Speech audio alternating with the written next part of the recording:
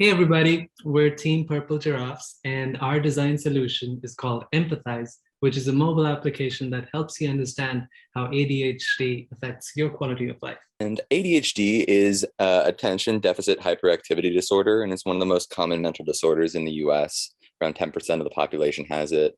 And this hyperactivity can be both mental and physical.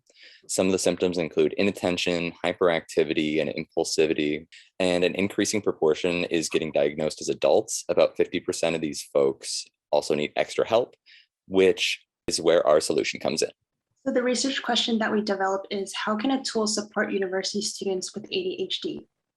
With that question in mind, we wanted to use a wide variety of research methods. So we sent out a survey to online communities and received 31 responses. With the responses, we conducted 45-minute interviews on Zoom with 9 participants. And to gain a greater understanding and additional insights to our topic, we've read several literature reviews and did a diary study. For these findings, we found that more than half were recently diagnosed in the past 2 years. So that means they were diagnosed as adults. So they had ADHD their entire lives, but really only got diagnosed as adults. People also had a lot of problems with negative self-talk and emotional regulation.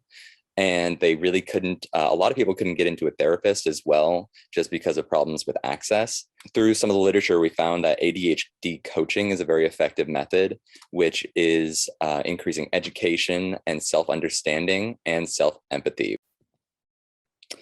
The person that we came up with is Frazzled Fernando. He's a 21-year-old male in school full-time. He's been diagnosed for about 2 years, and he's really just starting to understand the impact of his diagnosis and how to cope with his social anxiety, and also with working with school and developing coping strategies around school. And this led us to our design question, which is, how might we support adults recently diagnosed with ADHD build self-empathy?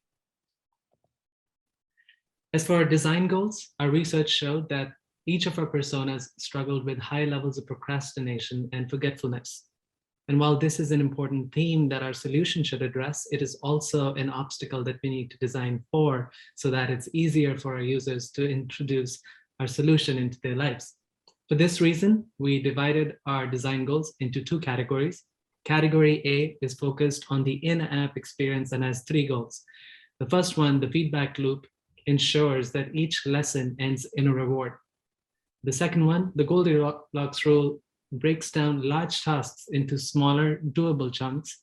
And the third rule, training wheels, ensures that our solution is designed to encourage independence rather than reliance by focusing on repetition of tasks over time duration.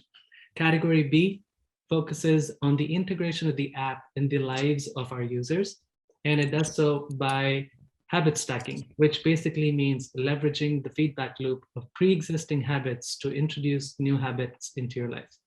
And now we're going to just go through a quick demo. So this is our onboarding process. You are taken through a get started page, and then you're quickly brought into an intake quiz. This intake quiz is meant to assess your quality of life and how your symptoms might be impairing that quality. At the end of this process, you are asked to communicate what your goals are. Those goals are then shown at the top, and you're taken to your first recommended module. Each module consists of a set of lessons, and these lessons start with a recording that you can listen to or read, and then you're taken through a short quiz that's meant to help you really hone in on some main points from the reading.